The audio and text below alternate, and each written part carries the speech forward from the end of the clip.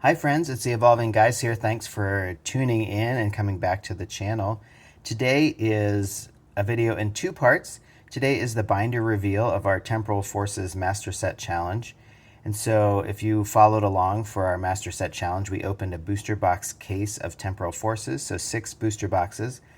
And we pulled what we could out of those 216 packs.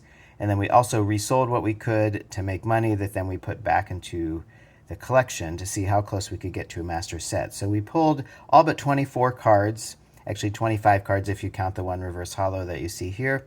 So we pulled that many cards. We were 25 cards short of a full master set after the 216 packs. But then we did use the earnings that we made from selling trainers and duplicates and other sort of things we could sell out of what we pulled to be able to put back into the collection. So first, this video comes in two parts. The first part is just to show you the cards that we've purchased to help fill out our master set.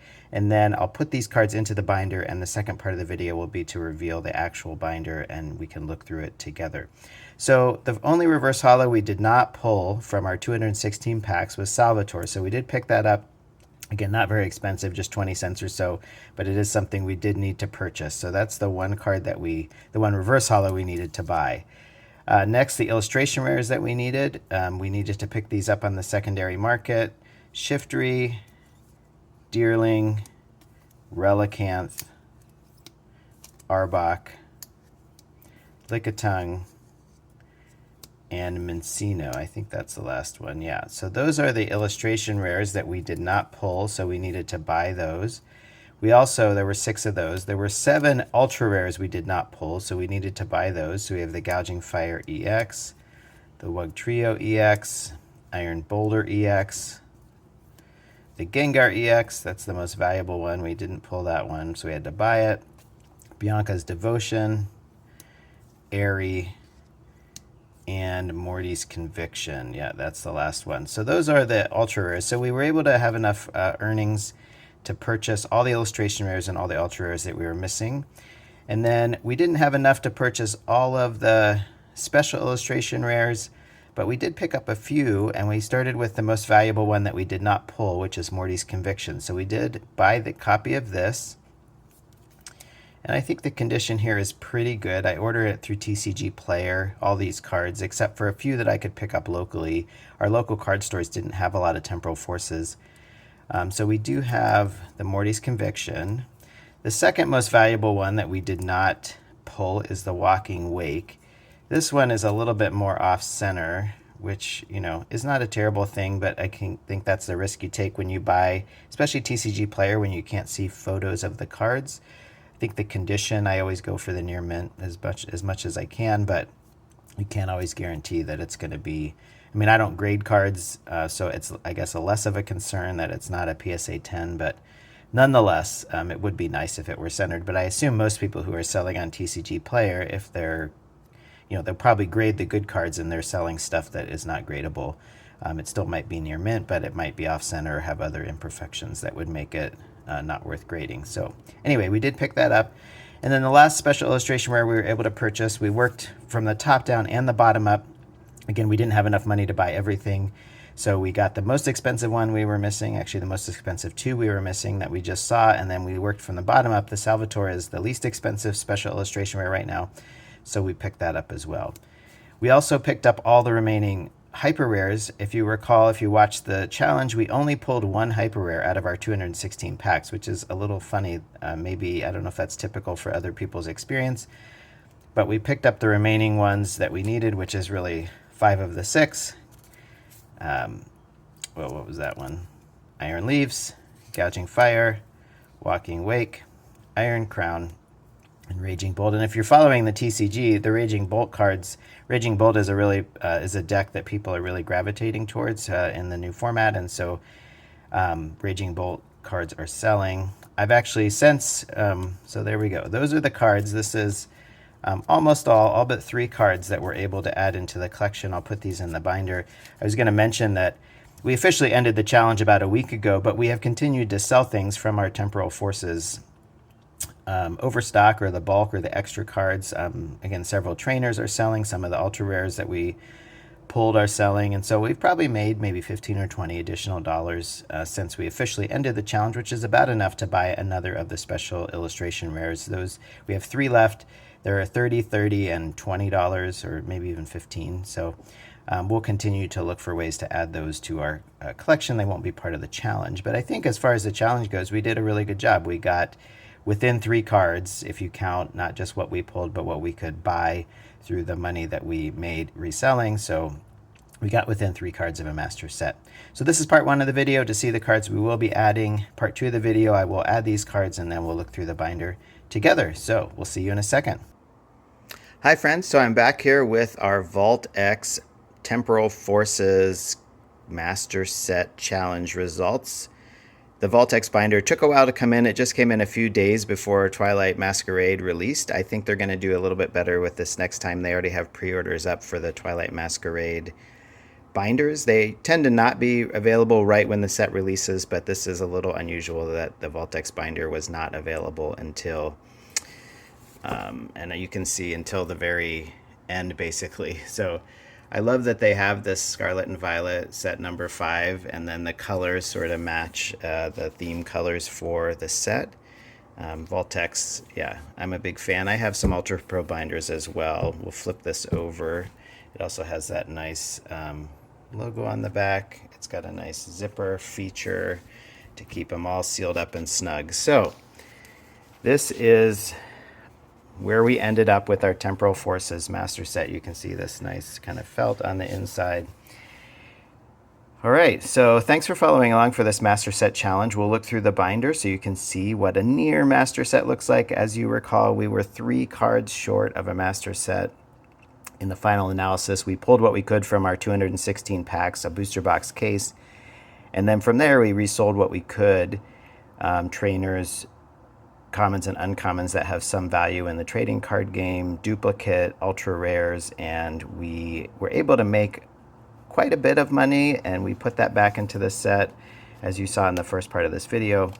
So I'm curious how you guys build your binders. I like to do this master set stuff. I have the cards sleeved up, and then the sleeves go in here. I have the reverse hollows and the regular variants together in one penny sleeve. So I know some people, that might be sacrilegious to have the cards touching like that, but especially for the lower value cards, I don't mind that too much. I think it can get a little bulky when you have 2 penny sleeves in a particular holder. You can see we have some of the double rares showing up. And so we have all the reverse hollows. Moving into the fire types, we move into the water types. Here we go. We got the electric types. So again, we pulled all these earlier cards that are pretty easy to pull. I think by the 2nd or 3rd booster box we had most of them, although as you saw, it took a while to get all the reverses, and in fact we still were 1 reverse short even after 216 packs. So it's not for sure, I guess, that you're going to get all of those, all the reverses. We're pretty close. I was hoping we'd get a second set of reverses. I actually have not sold any of the reverses. We have a lot of reverse hollows that we pulled, of course, that are duplicates, and I'm not quite sure because they're not valuable, in isolation, they're not really that valuable, so to sell them individually doesn't make sense, but then I'm not quite sure how to package them since I don't technically have a full master set of reverses. I thought I could do that and maybe sell it for $40 or $50. Someone might go for that, but Raging Bolt, again, that card is really taking off. We sold our duplicates of that pretty quickly. And several of these cards, like the Dunsparce, even some of the commons and uncommons, here the Minccino and Cincino, these both sold really well. I sold several play sets of those. Then we get into the trainers. Again, the trainers kind of vary. The Buddy Buddy Poffin, those have been selling really well. I've tried to price them to sell. But yeah, definitely the trainers. We actually still have a Prime Catcher. Here's the most valuable A-Spec card. We actually pulled a couple, is that right? We pulled 2 extra Prime Catchers, and so we have, in fact, 1 still for sale. And that should bring in hopefully $20 to $25. So now we get into, there's our last regular card. We'll zoom in here. Whoops. Yeah, 162 of 162. And so now we get into And these are just fun when you have all the cards. The pages look they really pop, and there's just such good art on so many of these cards. Even these illustration rares, which aren't that valuable, you know, $3, $4, $5 for most of them. But so there's our first page. We got the illustration rares. Move over to page 2 of the illustration rares. Again, just like on many of these, like such interesting and good art. The Lickitung, I always like the Lickitung. All right, and then we transition from the illustration rare with the Drampa into the ultra rare section. So you can see they have, if you have been collecting for a while, they have that full art. We would have called them full arts in the Sword and Shield era and before. So here we have the rest of the ultra rares, and they also have these terrestrialized ones. The Raging Bolt, again, a very playable card. You got the full art trainers, we would have called those in the past generation. They're technically now ultra rares. Salvatore, the last of those. And then we move into the special illustration rares. And again, I think we had pretty good luck. We pulled 4 of them, but we pulled 4 of the more valuable ones, so that helps when it comes to buying what we need. So you've got the Iron Leaves, Gouging Fire, Walking Wake we did pick up on the secondary market with some of our earnings. We did not pull that one. The Iron Crown, again, remember, if you remember that video, it came nicked, which is really disappointing, but pack fresh doesn't always mean near mint. So our first gap is right here. We're missing 3 cards. We've got the Bianca's Devotion, the Airy. Here, we'll flip over. There's Raging Bolt. That one has now become the most valuable card in the set because of Raging Bolt's playability. So this card is actually now the most valuable. We got our 2 other holes. I'm trying to think. It's Airy and Bianca's Devotion. And I'm actually blanking on the 3rd card that we're missing. So those are our 3. We have Morty's Conviction and Salvatore. We bought both of those. And again, the hyper rares, we only pulled 1 hyper rare, so we had to purchase these cards. And there it is. So you can see here, I'll flip you around here looking back. So we got these 2 gaps here and this 1 gap here for the special illustration rares that we need, but everything else is complete. And that is, we'll flip this back over, and there you have it. So that is the work of our last 6 weeks. Thanks for following along on this journey. We're going to start a new Master Set Challenge with Twilight Masquerade next week. Still waiting for my product to come in. But anyway, thanks for following along. We appreciate it. Tell us how you collect master sets. Tell us how you sleeve up and put in binders. How do you display your collections and do your collections? We'd love this to be a community event. As we collect our master set, we want to know what you guys are up to. So please leave your comments. Please do like and subscribe to the channel, and we'll see you soon.